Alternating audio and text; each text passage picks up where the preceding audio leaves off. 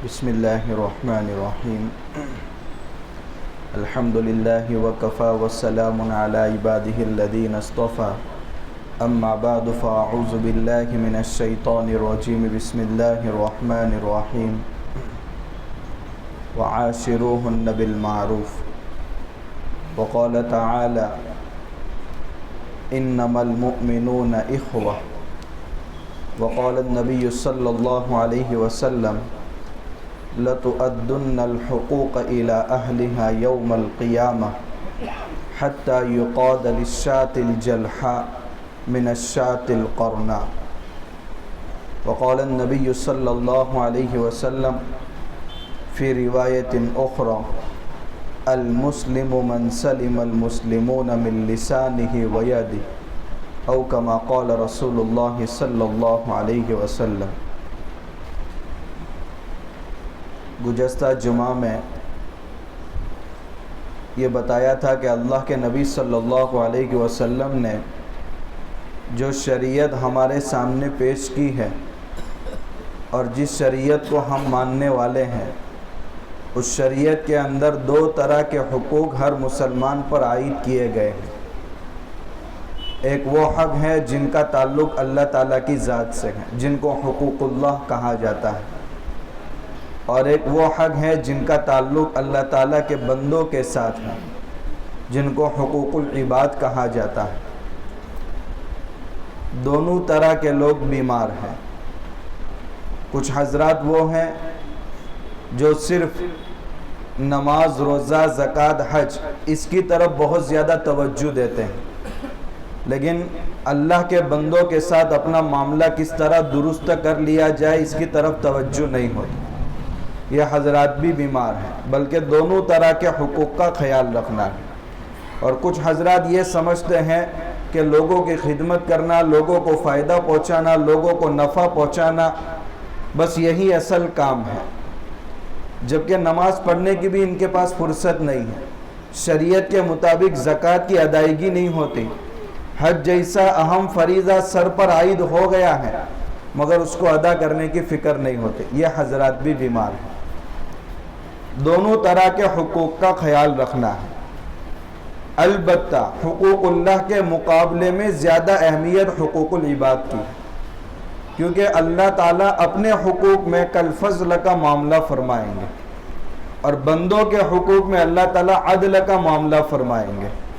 بندے سے معاملے کا تصفیہ اگر دنیا کے اندر کر لیا ہے تو اللہ کے وہاں معافی ہے، اور اگر معاملے کا تصفیہ یہاں نہیں ہوا بلکہ وہ بندہ اس معاملے کو اٹھا کر اللہ کی عدالت تک لے گیا ہے تو پھر وہی روایت یاد کیجئے کہ جس میں صحابہ سے اللہ کے نبی صلی اللہ علیہ وسلم نے پوچھا تھا من المفلس، میری امت کا مفلس کون ہے؟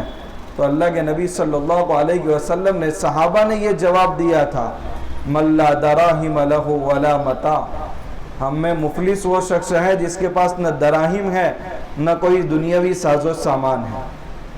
تو اللہ کے نبی صلی اللہ علیہ وسلم نے فرمایا میری امت کا مفلس وہ نہیں ہے، بلکہ کل قیامت کے دن یاتی بصیام و زکوٰۃ و صلاۃ و صوم، نماز، روزے، زکوٰۃ، حج، ساری عبادتیں لے کر کے آئے گا، مگر کتنے لوگوں کے حقوق مارے ہوں گے، کتنے دلوں کو توڑا ہوگا، جس کی وجہ سے اس کی ساری نیکیاں دوسروں کو دے دی جائے گی، اور نیکیاں ختم ہو گئی تو لوگ اپنے حقوق حاصل کرنے کے واسطے اپنے گناہ اس کے سر پر ڈال کر کے جائیں گے.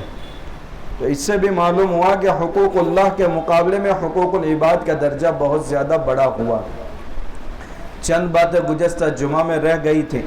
قرآن کریم کی جو آیت آپ کے سامنے پڑھی ہے، اللہ تبارک و تعالیٰ فرماتے ہیں انما المؤمنون اخوہ، ایمان والے آپس میں ایک دوسرے کے بھائی ہیں.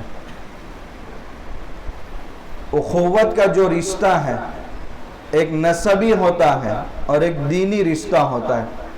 ماں باپ جن کے ایک ہیں وہ آپس میں ایک دوسرے کے نسبی بھائی ہیں، اور مسلمان ہیں، ایمان والے ہیں، تو اللہ تبارک و تعالیٰ نے ان کے درمیان اخوت اور بھائی چارگی کا رشتہ دین اور ایمان کی نسبت سے جوڑ دیا، اور اسی کو کہا گیا انما المؤمنون اخوہ، ایمان والے آپس میں ایک دوسرے کے بھائی ہیں. ظاہر سی بات ہے شریعت کا ایک بہت بڑا حصہ حقوق العباد سے متعلق ہے.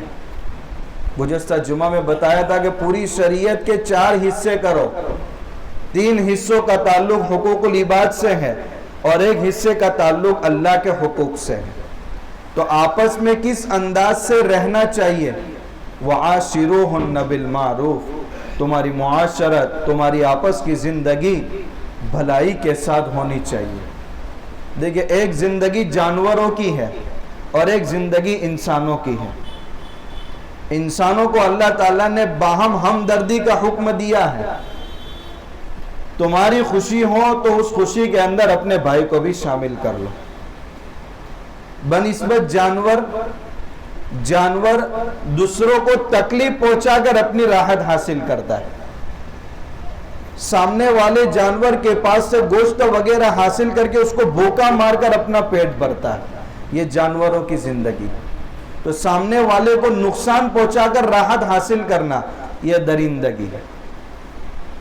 اس لیے اسلام میں سود کو حرام کر دیا گیا، کیونکہ 1 منٹ کے اندر سامنے والا غریب بن جاتا ہے اور یہ آدمی مالدار بن جاتا ہے. انما یرید الشیطان ان یوقع بینکم العداوۃ والبغضاء فی الخمر والمیسر ویصدکم عن ذکر اللہ وعن الصلاۃ. اور آپس میں بغض اور عداوت پیدا ہو جاتا ہے. اور کتنی خرابیاں اس سے وجود میں آتی ہیں. 2 آدمی جوا کھیل رہے ہیں. ایک آدمی جو بہت زیادہ مالدار تھا اور اس کی مالداری کی وجہ سے کئی لوگوں نے اس کے ساتھ پارٹنرشپ کی ہے اور اس کو پیسے دیے ہیں. اب یہ آدمی جوا کھیل رہا ہے اور سامنے والا آدمی جو غریب ہے انتہائی، جوئے میں وہ بازی لے گیا. 1 منٹ کے اندر وہ مالدار بن گیا. تو اس کو تو خوشی حاصل ہوئی، لیکن اس کو نقصان پہنچا کر اس کو خوشی حاصل ہوئی. دوسری بات، یہ آدمی کلاش ہو گیا. وہ صرف اکیلا غریب نہیں بنا، جتنے لوگوں کا خرچہ وہ اٹھاتا تھا وہ سارے کے سارے لوگ غریب بن گئے. جتنے لوگوں نے اس کی مالداری پر بھروسہ کر کے اپنا مال اس کو دیا تھا تاکہ وہ 2 چند ہو جائے، اب وہ سب لوگ پریشانی میں آ گئے. اس لیے کہ جوا کھیلنے سے انسان کے اندر درندگی والی صفت پیدا ہوتی ہے.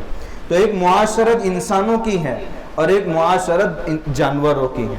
اس لیے جب انسان اپنی حدیں پار کر دیتا ہے تو وہ ان جانوروں کی صفوں کے اندر داخل ہو جاتا ہے، جس کو قرآن کہہ رہا ہے اولئک کالانعام، یہ لوگ تو جانوروں کی طرح ہیں، بل ہم اضل، بلکہ اس سے بھی گئے گزرے ہیں کہ اللہ کی وہ مخلوق جانور اپنے پاس عقل نہیں رکھتی جس کی وجہ سے وہ خیر کی طرف مائل نہیں ہوتی. بہت سارے جانور ایسے ہوتے ہیں کہ جب ان کو پیاس لگتی ہے تو خود اپنے انڈے پی جاتے ہیں. بہت سارے جانور اپنے بچوں کو کھا جاتے ہیں اور انسان کبھی کبھی اس صفت تک بھی پہنچتا ہے. ارے اپنے مسلمان بھائی کا مال ہڑپ کرنا یا خود اپنا مال ہڑپ کرنا اپنے بچوں کو مارنے کے برابر ہے. اس لیے انسانوں کو معاشرت سکھائی گئی کہ تم کو کیسے رہنا ہے. سب سے پہلی بات بتائی گئی قرآن کریم میں وَلَا تُصَعِّرْ خَدَّكَ لِلنَّاسِ، آپ اپنے رخسار کو لوگوں کے سامنے پھولا کر مت رکھیں. کسی سے بھی ملے چہرے پر بشاشت ہو، مسکراہٹ ہو، ہنس کر ملنا ہو. منہ چڑھا ہوا دوسرے کے متعلق دل کے اندر نفرت، اس انداز سے ملنا بالکل ٹھیک نہیں ہے، قرآن کی تعلیمات کے خلاف ہے. کیونکہ سامنے والے پر سب سے پہلا جو اثر پڑتا ہے وہ آپ کے چہرے کا اثر پڑتا ہے. اگر انسان کے چہرے پر مسکراہٹ ہے، سلام ہے، تو سامنے والا سمجھتا ہے بہت اچھا آدمی ہے، اس کے دل کے اندر میرا رسپیکٹ ہے، میری محبت ہے. اور ایک آدمی اگر چڑے منہ کے ساتھ ملتا ہے تو سامنے والا پھر اس کو اگنور کرتا ہے اور اس کے دماغ کے اندر خیالات پکنا شروع ہوتے ہیں. اس لیے سب سے پہلا اصول بتایا وَلَا تُصَعِّرْ خَدَّكَ لِلنَّاسِ، اور للناس کہا گیا، للمسلمین نہیں کہا گیا. صرف مسلمانوں کے ساتھ ہنستے چہرے کے ساتھ نہیں، جو بھی انسان کی فہرست کے اندر داخل ہے، تاکہ اگر غیر مسلم کے ساتھ آپ مسکراہٹ کے ساتھ مل رہے ہیں تو وہ آپ کے چہرے سے یہ اثر لے کر کے کل آپ کے جیسا بننے کی کوشش کرے گا. اس لیے عام اصول بتایا، معاشرت ہر ایک کے ساتھ، ہاں البتہ اسلام کی حدیں جو متعین ہے کہ کہیں ایسا نہ ہو تم ان کے ساتھ محبت کے ساتھ ملنے میں شریعت کی حدیں بھی پھلانگ دو اور ان کے مذہب کو رسپیکٹ کرنے لگو، اہتمام کرنے لگو، اس کا دل سے احترام کرنے لگو، یہ جائز نہیں ہے۔ تو ایک حد ہے، محبت سے ملنا ہے۔ دوسری بات سکھائی گئی قرآن میں وَقُولُوا لِلنَّاسِ حُسْنًا، لوگوں سے بات کرو تو اچھے انداز سے بات کرو، مہذب انداز میں بات کرو۔ آپ اگر کوئی لفظ کسی کے سامنے نکال رہے تو الفاظ کا چناؤ بہت بہترین ہونا چاہیے کہ کہیں سامنے والے کو تکلیف نہ ہو۔ اسی میں بھی کہا گیا وَقُولُوا لِلنَّاسِ، لوگوں کے ساتھ جو انسانوں کی فہرست کے اندر داخل ہے ان سے بات کرو تو مہذب انداز میں بات کرو، پہلے تولو پھر بولو۔ اور تیسری بات کہی گئی جو روایت کا خلاصہ گیا المسلم من سلم المسلمون من لسانہ ویدہ، اپنے شر سے لوگوں کو محفوظ رکھو، میری ذات سے کسی کو تکلیف نہیں پہنچنا۔ یہ سب سے بڑی بات اور زندگی کا اہم ترین خلاصہ ہے جو اس روایت میں اللہ کے نبی صلی اللہ علیہ وسلم نے فرمایا۔ ایک مسلمان کی ڈیفینیشن آپ نے بیان فرمائی، صحابہ سے کہا مسلمان دیکھنا ہے تو کامل مسلمان وہ ہے جس کی زبان سے اور جس کے ہاتھ سے مسلمان محفوظ رہیں۔ اس روایت کے ظاہری الفاظ کو دیکھیں گے تو کتنی طرح کے اشکالات ہوتے ہیں اس پر۔ کامل مسلمان وہ ہے جس کی زبان سے سامنے والا مسلمان محفوظ رہے، لیکن دیکھتے ہیں کہ کتنے لوگ صرف آنکھوں کے اشاروں سے تکلیف پہنچاتے ہیں۔ آپ صلی اللہ علیہ وسلم نے تو زبان کا لفظ استعمال فرمایا ہے اور ہاتھ کا لفظ استعمال فرمایا ہے۔ معلوم ہوا کسی راہ چلتے کو لات مار دی تکلیف نہیں پہنچائی ہے، کیونکہ آپ صلی اللہ علیہ وسلم نے کیا فرمایا؟ کامل مسلمان وہ ہے جس کی زبان اور ہاتھ سے سامنے والا مسلمان محفوظ رہے، لہذا لات مار دو کیا فرق پڑتا ہے؟ دیکھیے تکلیف سب سے زیادہ کامل طور پر اگر پہنچائی جاتی ہے تو وہ دو چیزوں سے ہے، ایک قول کے ذریعے اور ایک ایکٹ عمل کے ذریعے۔ اور قول سے سب سے زیادہ تکلیف جس چیز سے پہنچ سکتی ہے اہم ترین سبب زبان ہے۔ تو جب زبان سے تکلیف سے محفوظ رہے گا تو دیگر اعضاء سے تو بطریق اولا تکلیف سے محفوظ رہے گا۔ اور سب سے زیادہ خطرناک ایکٹ سے جو تکلیف پہنچتی ہے اس میں سب سے زیادہ ایکٹیو انسان کے بدن کے اندر کوئی عضو ہے تو وہ ہاتھ ہے۔ جب ہاتھ سے لوگ محفوظ ہیں تو پیروں سے، آنکھوں کے اشارے سے بطریق اولا محفوظ رہیں گے۔ اور آپ نے یہ فرمایا کہ مسلمان کامل وہ ہے جس کی زبان اور ہاتھ سے مسلمان محفوظ رہے۔ معلوم ہوا غیر مسلم کو تکلیف پہنچا سکتے ہیں نہیں۔ آپ صلی اللہ علیہ وسلم نے یہ بات اس لیے فرمائی کہ ایک مسلمان 24 گھنٹے میں سے اکثر گھنٹے مسلمانوں کے درمیان گزارتا ہے۔ جب اس کے شر سے مسلمان محفوظ ہیں تو جو لوگ تو دور ہیں وہ تو بطریق اولا محفوظ رہیں گے۔ ان باتوں کو ذہن میں رکھنے سے اس روایت پر اب کوئی اشکال نہیں ہوگا۔ اس لیے تیسری چیز اور جو تیسرا اصول معاشرت کا سکھایا گیا کہ آپ کی ذات سے کسی کو شر نہ پہنچے، تکلیف نہ پہنچے۔ انسان ایک ایسی شخصیت ہے کہ جس کے اندر اللہ نے خیر اور شر دونوں کے مادے جمع کر دیا۔ فرشتوں میں آپ کو خیر ہی خیر ملے گی اور جانوروں کے اندر آپ کو کچھ جانور ایسے جس میں شر ہی شر ملے گی۔ 100 سال تک سانپ کو دودھ پلاؤ مگر موقع ملے گا تو وہ ڈس کر رہے گا۔ اور انسان کو اللہ تعالیٰ نے دونوں چیزوں کا مجمع بنا دیا، خیر کو بھی جمع کر دیا اور شر کو بھی جمع کر دیا۔ اِنَّا هَدَيْنَاهُ السَّبِيلَ اِمَّا شَاكِرًا وَإِمَّا كَفُورًا، دونوں راستے ہم نے دے دیے۔ فَمَنْ شَاءَ فَلْيُؤْمِنْ وَمَنْ شَاءَ فَلْيَكْفُرْ، اگر نیکی کو اپنے اوپر غالب کرو گے ان اسباب سے جو اللہ نے آسمان سے اتارے گا اپنی کتابوں کے ذریعے اور انبیاء کے ذریعے، تو تم اس حد کو بھی فلاں کرو گے جہاں فرشتے تک بھی نہیں پہنچ سکتے۔ اور اگر شر کا مادہ تم نے غالب کیا شیطان کی باتوں میں آ کر کے تو جانوروں سے بھی تم گئے گزرے بن جاؤ گے۔ اللہ کے نبی صلی اللہ علیہ وسلم اور ہمارے اکابرین زندگی کتنی محتاط تھی حقوق العباد کے تعلق سے کہ اپنی ذات سے کسی کو تکلیف نہ پہنچے، پوری زندگی اسی احتیاط کے اندر گزری۔ ہمارے لیے سب سے بہترین آئیڈیل اللہ کے نبی کے علاوہ اور کون ہو سکتا ہے؟ اللہ کے نبی صلی اللہ علیہ وسلم، حضرت عائشہ رضی اللہ تعالیٰ عنہ فرماتی ہیں ایک مرتبہ رات میں سوئی ہوئی، اللہ کے نبی صلی اللہ علیہ وسلم بستر سے اٹھ رہے ہیں، اچانک میری آنکھ کھلی تو میں نے دیکھا کہ بالکل ہلکے انداز میں حضور بستر سے اتر رہے ہیں اور نرم نرم پیر رکھتے ہوئے آپ تہجد کی نماز کے لیے جا رہے ہیں۔ میری آنکھ کھلنے پر میں نے کہا یا رسول اللہ اتنا احتیاط؟ کہا حمیر آپ سوئی ہوئی تھی، میں تہجد کے لیے بیدار ہوا، کہیں تمہاری نیند کے اندر خلل پیدا نہ ہو جائے، اتنا احتیاط۔ آپ کھڑے ہوئے گے عبادت کے لیے، اللہ کا حق ادا ہو مگر اللہ کے بندوں کا حق ضائع بھی نہ ہو۔ دونوں چیزوں میں احتیاط میں اس انداز سے زندگی گزارنا، اسی کو کہتے ہیں حقوق العباد میں پورا محتاط ہو جانا۔ حضرت ابوبکر صدیق رضی اللہ تعالیٰ عنہ اپنے دور خلافت میں ایک مرتبہ حضرت عمر رضی اللہ تعالیٰ عنہ ان کے پاس گئے، دیکھا جہاں بیت المال کا سسٹم رہتا تھا وہاں ایک تختی لگی ہوئی ہے اور اس تختی کے اندر جو مزدور ہے، جو محتاج ہے، جو ضرورت مند ہے، ان کے نام لگے ہوئے رہتے تھے۔ اس میں کچھ بوڑھوں اور بوڑھی عورتوں کے بھی نام لگے ہوئے تھے کہ یہ خود کام کرنے سے عاجز ہیں، گھر میں کوئی کام کرنے والا نہیں۔ ان کے سامنے جو حضرات ان کی خدمت کر رہے ہیں ان کے نام لگے ہوئے ہیں۔ فلاں بوڑھے شخص کی خدمت یہ صاحب کرتے ہیں، فلاں بوڑھی عورت کی جا کر گھر کے سارے کام یہ صاحب کرتے ہیں۔ ایک بوڑھی عورت کا نام لکھا ہوا ہے لیکن سامنے کسی کا نام لکھا ہوا نہیں۔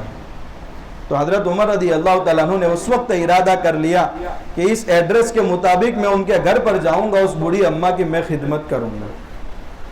آج تو نوجوان ماں باپ کی خدمت کرنے کو بھی تیار نہیں ہے، وہ کتنا بہترین زمانہ ہوگا اور کیا دلوں کے اندر محبت ہوگی کہ ہر ایک کے دل کے اندر یہ جذبہ پیدا ہو رہا ہے کہ ہمارے شہر کے اندر کوئی بوڑھا مرد اور کوئی بوڑھی عورت، کوئی بیوہ عورت، کوئی یتیم بچہ ایسا نہیں رہنا چاہیے جس کی خدمت کے لیے کوئی تیار نہ ہوا۔ یہ ہے اصل میں زندگی۔ ہم اپنی زندگی پرسنل گزار کر آخرت میں چلے گئے تو کیا ہوا؟ ہماری زندگی تو ہزار لاکھوں لوگوں کے لیے وقف ہے۔ حضرت عمر رضی اللہ تعالیٰ عنہ نے ارادہ کیا اور صبح فجر کے بعد اس بوڑھی اماں کے دروازے پر گئے اور جا کر کے دستک دی۔ اندر سے آواز آئی، کون؟ کہا ایک خادم آیا ہے، آپ کے گھر میں کچھ کام ہے تو بتاؤ۔ تو اس بوڑھی عورت نے کہا کہ ایک خادم آیا تھا، میرے گھر کے سارے کام کر کے وہ چلا گیا، مجھے اب فی الحال کوئی خدمت کی ضرورت نہیں ہے۔ حضرت عمر رضی اللہ تعالیٰ عنہ بڑے پریشان ہوئے، کہا بوڑھی عورت کے نام کے سامنے کسی خادم کا نام لکھا ہوا نہیں، اور کون اللہ کا بندہ ہے جو آ کر خدمت کر کے سارے کام کر کے چلا گیا۔ دوسرے دن فجر سے پہلے اس گھر کے اندر جا کر دستک دے رہے ہیں۔ دستک دینے پر اندر سے آواز آئی کہ ایک خادم آیا تھا، وہ بھی آج خدمت کر کے چلا گیا۔ حضرت عمر رضی اللہ تعالیٰ عنہ بڑے پریشان ہوئے، کہا اماں جان اس خادم کا نام بتا سکتی ہیں؟ کہا وہ خادم آتا ہے، نہ میں اس کا نام پوچھتی ہوں نہ وہ میرا نام پوچھتا ہے، میرے جو کام ہوتے ہیں سارے کام کر کے چلا جاتا ہے۔ اور پریشانی میں اضافہ ہو گیا، کون اللہ کا بندہ ایسا ہوگا؟ کہا اماں جان شکل و صورت آپ جانتی ہیں کون ہے وہ؟ کہا وہ اللہ کا بندہ جب دروازے پر دستک دیتا ہے اور کہتا ہے اماں جان میں خدمت کے لیے آیا ہوں، آپ پردہ کر لیجئے، تو میں ایک روم کے اندر چلی جاتی، وہ پردے کی حالت میں وہ میرے سارے کام، اب وہ کام خدمت کے وہ ہوتے تھے کہ گھروں کے اندر پانی نہیں ہوتا تھا، کنویں سے باہر سے بھر کر کے مشکیزے کے اندر لانا پڑتا تھا، گھر میں جھاڑو دینا، برتن وغیرہ اس کی صفائی کرنا۔ کہا نہ اس نے مجھے دیکھا ہے نہ میں نے اسے دیکھا ہے، میں شکل و صورت کیا بتا سکتی؟ حضرت عمر رضی اللہ تعالیٰ عنہ کی پریشانی میں اور اضافہ۔ تیسرے دن عشاء کی نماز پڑھ کر کے دروازے کے قریب چھپ کر کے بیٹھ گئے تاکہ پتہ چلے کہ کون اللہ کا ایسا بندہ ہے جس کا نام نہ فہرست کے اندر ہے، نہ عورت کو بتا رہا ہے، نہ شکل و صورت اماں نے دیکھی ہے۔ جب عشاء کے بعد بیٹھے ہوئے تھے، اچانک ایک صاحب بالکل نرم پیروں کے ساتھ چلتے ہوئے آئے۔ حضرت عمر رضی اللہ تعالیٰ نے اندھیرے کی وجہ سے پہچانا نہیں، سوال کیا من انت، آپ کون ہیں؟ کہا ابو بکر۔ تب پوری زندگی کے اندر بس ایک یہی بات تھی، ابو بکر سے آگے بڑھ جاؤ۔ اس لیے بارہا کہتے تھے ایک رات حضور کے ساتھ جو غار میں گزری ہے اس کا ثواب مجھے دے دو، پوری زندگی کے نام عمل میں جو نیکیاں ہے تم کو دینے کو تیار ہو۔ کہ امیر المؤمنین آپ اتنے ہلکے پاؤں سے؟ کہا رات کا وقت ہے، میری رعایا سو رہی ہے، نیند بھی ایک تقاضا ہے، اگر میں جوتے پہن کر آؤں تو میری جوتوں کے آہٹ سے کہیں میری رعایا کی نیند نہ کھل جائے۔ کیا اوصاف تھے ان لوگوں، پوری زندگی اللہ کے بندوں اور بندیوں کو ہم سے خیر پہنچے، یہ وہ اس حدیث پر عمل دا خیر الناس من ینفع الناس، لوگوں میں سب سے بہترین انسان وہ ہے جس سے لوگوں کو فائدہ پہنچے۔ یہ وہ لوگ تھے جب دنیا سے جاتے تھے تو ہمیشہ ہمیشہ کے لیے اپنا نام چھوڑ کر کے جاتے تھے۔ امام زین العابدین جن کا نام تو الگ ہے لیکن ان کو زین العابدین کہا جاتا ہے، عبادت گزاروں کی زینت لقب پڑ گیا تھا، اتنی عبادت میں مشغول رہتے تھے۔ جب مدینہ سے ان کا جنازہ اٹھا ہے 150 گھر میں فاقہ تھا، پتہ نہیں چلتا تھا کہ 150 گھروں کے اندر غریبوں کے گھروں میں کون راشن پہنچا رہا ہے۔ موت واقع ہوئی، پتہ چلا کہ فاقہ ہے، اس وقت راز کھلا کہ اس آدمی کی طرف سے سب کے گھر میں راشن پہنچتا تھا۔ ایک طرف عبادت کا کیا حال ہے، حقوق اللہ کا کیا حال ہے، اور دوسری طرف حقوق العباد کا کیا حال ہے۔ بہت دور جانے کی ضرورت نہیں ہے۔ حضرت مفتی شفیع صاحب رحمہ اللہ تعالی، کتنی عظیم شخصیت، مفتی اعظم حضرت شیخ الہند رحمۃ اللہ علیہ کے شاگرد، فرماتے ہیں جب دیوبند کے اندر میں نے دوہرہ مکمل کیا، دور حدیث سے جب میں فارغ ہوا، اس وقت پھر میں افتاء کورس کر رہا تھا۔ مفتی بننے کے بعد تھوڑا وقت میرے پاس بچ جاتا تھا، تو ایک مرتبہ میں میاں اصغر حسین صاحب تھے وہاں، ایک مرتبہ دوپہر کو کھانے کے لیے میں ان کے گھر پر گیا۔ جب کھانے سے فارغ ہو گئے تو میں نے حضرت سے کہا حضرت میں دسترخوان سمیٹ لیتا ہوں، تو حضرت نے فرمایا بیٹا دسترخوان سمیٹنا بھی کسی سے سیکھا ہے؟ حالانکہ وقت تک اتنے مفتی اعظم ہیں جن کی زندگی میں یہ بات تھی کہ اللہ تعالیٰ سے دعا کرتے تھے یا اللہ مجھے رمضان میں موت مت دینا۔ شیخ الاسلام حضرت مفتی تقی عثمانی صاحب کے والد صاحب ہیں، اس وقت حضرت بہت علیل چل رہے، دعا فرمائے امت مسلمہ پر، ایک بڑے زبردست عالم دین، اس وقت ان کا سایہ ہم پر موجود ہے۔ پوری دنیا میں سب سے فرسٹ مفتی اگر کہا جائے تو حضرت مفتی تقی عثمانی صاحب ہیں۔ ان کے والد صاحب جن کا واقعہ میں سنا رہا ہوں، جنہوں نے 8 جلدوں کے اندر معارف القرآن شفیعی لکھی ہے۔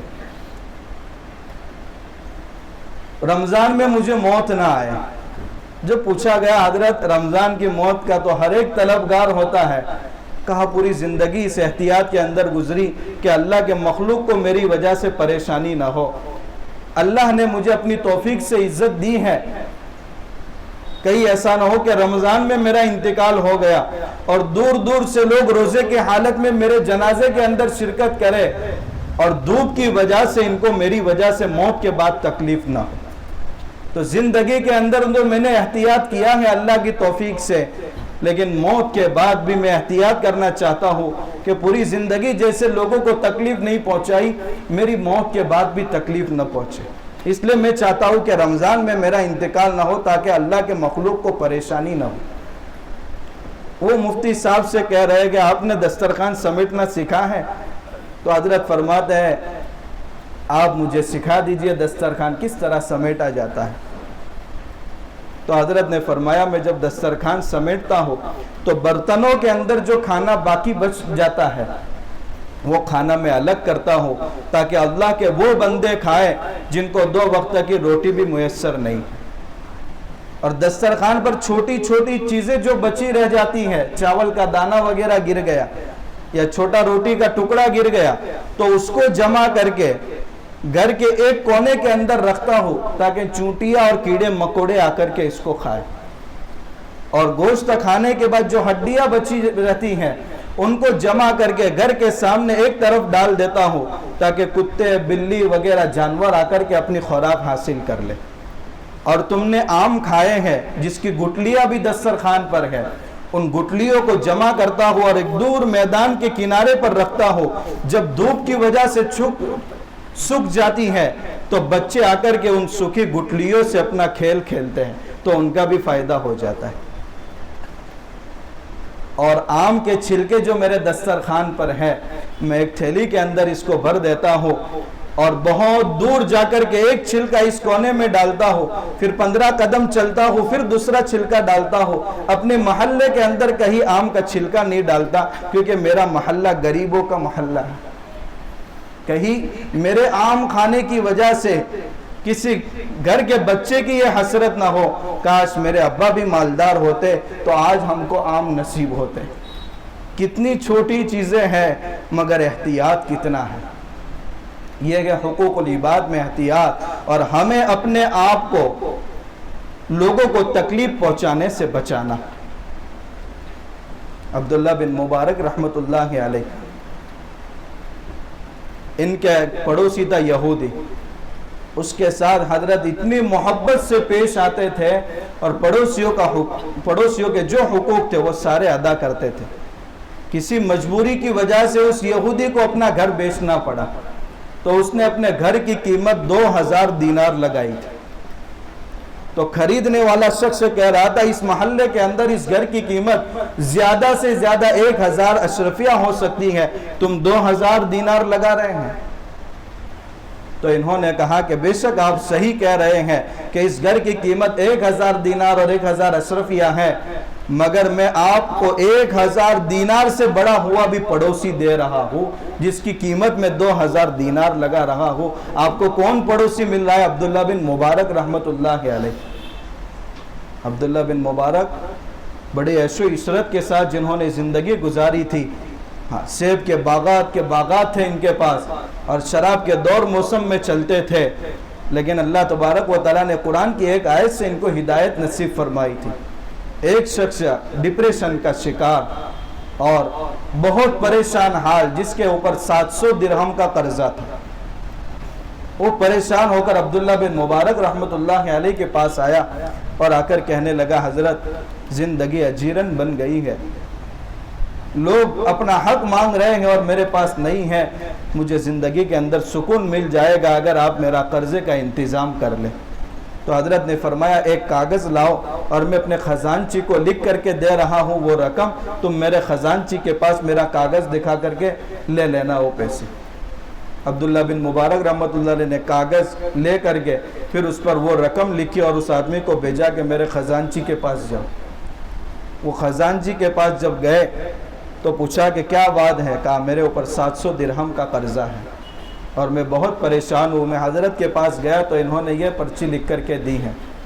تو خزانچی پریشان ہو گیا کہ 700 درہم کے بجائے 7000 درہم اس میں لکھ دیے، لہذا تم واپس جاؤ، تمہارا تو 700 درہم قرضہ ہے اور کہیں غلطی سے حضرت نے 1 زیرو زیادہ تو نہیں لکھ دیا. تو وہ بیچارہ واپس آیا اور کہا حضرت خزانچی یہ معلوم کرنا چاہ رہے ہیں کہ میرا 700 درہم قرضہ ہے اور آپ نے 7000 لکھ دیے ہیں. تو حضرت نے وہ پرچی واپس لے اور اس کو کاٹ کر 14 لکھ دیے اور کہا جاؤ خزانچی کے پاس جاؤ. وہ خزانچی کے پاس گیا. اب وہ خزانچی آیا کہ حضرت کیا معاملہ ہے؟ کہا 700 درہم سے تو صرف اس کا ٹینشن دور ہوتا تھا، میں نے 7000 اس لیے لکھے تاکہ اس کو اچانک کی خوشی نصیب ہو جائے.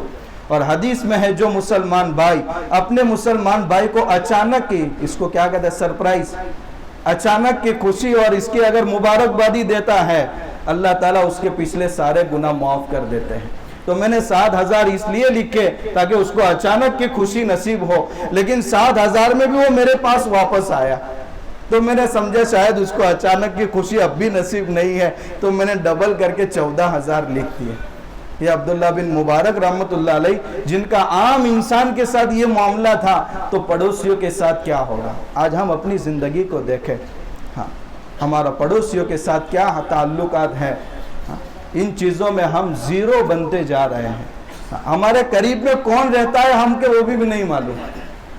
بچوں، اگر ہم نوجوان ہیں تو ہمارے ماں باپ کا ہمارے ساتھ کیا تعلق ہے، ان کی کیا خدمت کرنی چاہیے؟ عام لوگوں کی خدمت تو بہت دور کی بات ہے، اور سب سے بڑی بات، اگر ہم لوگوں کو نفع نہیں پہنچا سکتے، کم سے کم اتنا تو احتیاط برتے کہ ہماری وجہ سے لوگوں کو تکلیف نہ ہو۔ وَقِفُوهُمْ إِنَّهُمْ مَسْئُولُونَ۔ ایران کا ایک بادشاہ تھا، ملک شاہ اس کا نام تھا۔ جب وہ شکار کے لیے 3 دن اپنے محل سے روانہ ہوا تو اس کے ساتھ اس کے کارندے بھی تھے۔ ان کارندوں نے شکار کیا، اور شکار جاتے ہوئے ایک بیوہ عورت تھی، اس کے پاس ایک گائے تھی، ان لوگوں نے ذبح کر کے اس کا گوشت پکا کر کھا لیا۔ اب اس عورت نے کہا کم سے کم مجھے اس کے بدلے میں پیسے دے دو تاکہ میں اس کو خرید کر گزارا کر لوں اپنا۔ انہوں نے پیسے بھی نہیں دیے، تو اس نے کہا کہ کم سے کم بادشاہ سے بات کرا لو، وہاں سے میرا مسئلہ حل ہو جائے۔ انہوں نے کہا بادشاہ سے بھی ہم بات کرنے نہیں دیں گے ورنہ ہمارا مسئلہ اٹک جائے گا۔ خیر وہ بیچاری بہت پریشان تھی۔ ایک طالب علم سے اس کی ملاقات ہوئی تو اس طالب علم نے کہا کہ بادشاہ شکارگاہ کی طرف آئے ہیں، واپسی سے ایک ہی راستہ ہے اور وہ دریا کا پل ہے، آپ وہاں جا کر کے بیٹھ جائے اور بادشاہ کی جب سواری آئے تو جا کر بات کریں۔ ٹھیک موقع پر وہ عورت جا کر کے بیٹھ گئی اور بادشاہ کی سواری آئی تو عورت سامنے کھڑی ہو گئی اور کہا بادشاہ سلامت، ایک معاملہ میرے اور آپ کے درمیان ہے، اس کو اس پل پر حل کرنا ہے یا پل صراط پر حل کرنا ہے؟ بادشاہ فوراً نیچے اتر گئے کہ نہیں، پل صراط کا آپ نام مت لو، اسی دنیا کے اندر اس معاملے کو حل کر لو۔ کل قیامت کے دن قرآن کریم میں 7ویں پارے میں حضرت عیسیٰ علیہ السلام کا جو تذکرہ ہے، کل قیامت کے دن اللہ تبارک و تعالیٰ عیسیٰ علیہ السلام سے پوچھیں گے اَأَنْتَ قُلْتَ لِلنَّاسِ، کیا آپ نے لوگوں کو حکم دیا تھا کہ اللہ کو چھوڑ کر مجھے معبود بنا لو؟ حضرت عیسیٰ علیہ السلام کانپ اٹھیں گے، اللہ کی طرف سے سوال، لِيَسْأَلَ الصَّادِقِينَ عَنْ صِدْقِهِمْ، اللہ تعالیٰ کل سچوں سے ان کی سچائی کے بارے میں سوال کریں گے، ہم جھوٹوں کا کیا حال ہوگا؟ پل صراط پر سے گزرتے ہوئے کہیں قرآن کی آیت کا یہ خطاب نہ ہو وَقِفُوهُمْ، ٹھہراؤ ان کو، إِنَّهُمْ مَسْئُولُونَ، ہمیں ان سے سوال کرنا ہے۔ اگر اللہ تبارک و تعالیٰ نے اپنے بندوں کے بارے میں سوال کر لیا تو وہاں سے بھی فضل کا معاملہ نہ ہوگا۔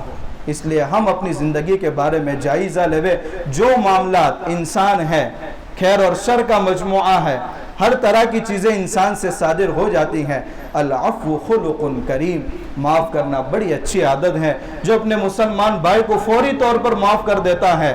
تفاؤل ہے، ہم اللہ سے حسن ظن میں ہے کہ اللہ تبارک و تعالیٰ کل قیامت کے دن اس کی برکت سے ہمیں بھی معاف کر دے گا، ہماری زندگیاں پاک ہو، حقوق اللہ میں بھی ہماری کوتاہی نہ ہو اور حقوق العباد میں بھی کوتاہی نہ ہو۔ اللہ تعالیٰ مجھے بھی عمل کرنے کی توفیق عطا فرمائے اور ہم تمام کو اللہ تعالیٰ صاف شفاف زندگی گزارنے کی توفیق عطا فرمائے۔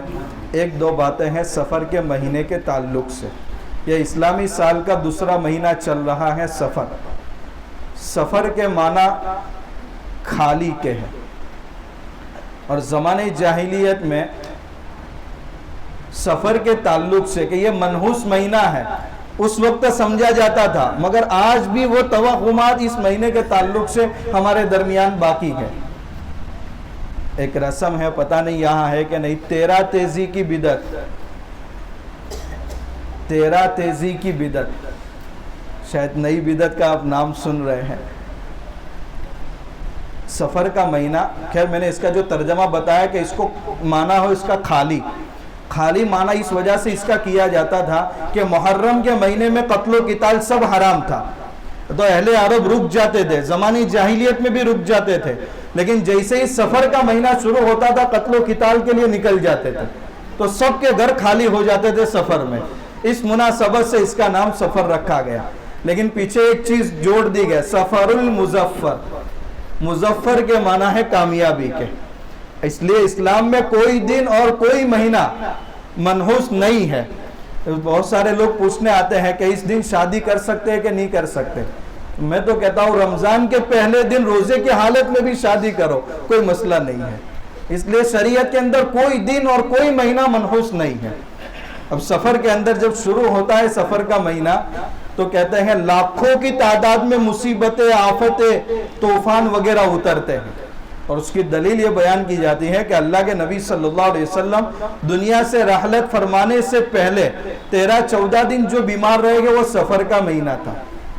تو پہلی تاریخ سے لے کر 13 تاریخ تک، آج کل بھی کچھ موسم ایسا ہی چل رہا ہے اور سفر کا مہینہ ہی چل رہا ہے، تو بہت سارے لوگ دیکھیں عقائد کا معاملہ بہت نازک ہے، اس لیے اللہ کے نبی صلی اللہ علیہ وسلم نے فرمایا لا عدوا ولا طیرتا ولا حامتا ولا سفر، اور سفر کوئی منحوس مہینہ نہیں ہے۔ آپ صلی اللہ علیہ وسلم نے تردید فرما دی، اس لیے اس مہینے کو منحوس سمجھنا یہ اسلامی شریعت سے بھی بالکل غلط ہے، اور اس روایت سے بھی اس کی تردید ہو گئی۔ رہی بات اللہ کے نبی صلی اللہ علیہ وسلم جو 13 دن بیمار رہے ہیں، وہ سفر کا اینڈ مہینہ تھا، آخری مہینے کے ایام چل رہے تھے اور ربیع الاول کے کچھ ایام شروع کے تھے، اس لیے سفر کے شروع کے مہینے نہیں ہیں، اور اگر کوئی کہتا ہے تو اس کے پاس دلیل بھی نہیں ہے، کیونکہ آپ صلی اللہ علیہ وسلم دنیا سے رحلت فرما گئے ربیع الاول کے مہینے میں، تو سفر کے اینڈ میں آپ بیمار ہوئے گے، جس کی وجہ سے ربیع الاول کے مہینے میں آپ اس دنیا سے پردہ فرما گئے ہیں۔ لہذا اس سے یہ بات ثابت کرنا کہ حضور 13 دن بیمار رہ گئے، اور وہ سفر کے شروع کے 13 دن تھے جس میں لاکھوں کی تعداد میں مصیبتیں اترتی ہیں، جس کی وجہ سے شادی بیاہ نہ کرنا، گھر کی اور دکان کی اوپننگ نہ کرنا کہ اس میں بے برکتی ہوگی، روزی نہیں ملے گی۔ رزق کا مالک اللہ ہے، وَإِذَا مَرِضْتُ فَهُوَ يَشْفِينِ، جب میں بیمار ہوتا ہوں تو شفا بھی وہی دیتا ہے، تو بیمار بھی وہی کرتا ہے، شفا بھی وہی دیتا ہے۔ اس لیے سفر کے مہینے کو منحوس سمجھنا یہ اسلامی شریعت سے بھی غلط ہے، اور عقائد کو کمزور کرنے والا ہے۔ اور بھی بہت سارے توہمات ہیں جن کا اس مختصر وقت میں تذکرہ نہیں کر سکتے۔ اللہ تبارک و تعالیٰ ایسے بیجا عقائد سے، توہمات سے، خیالات سے، ظنون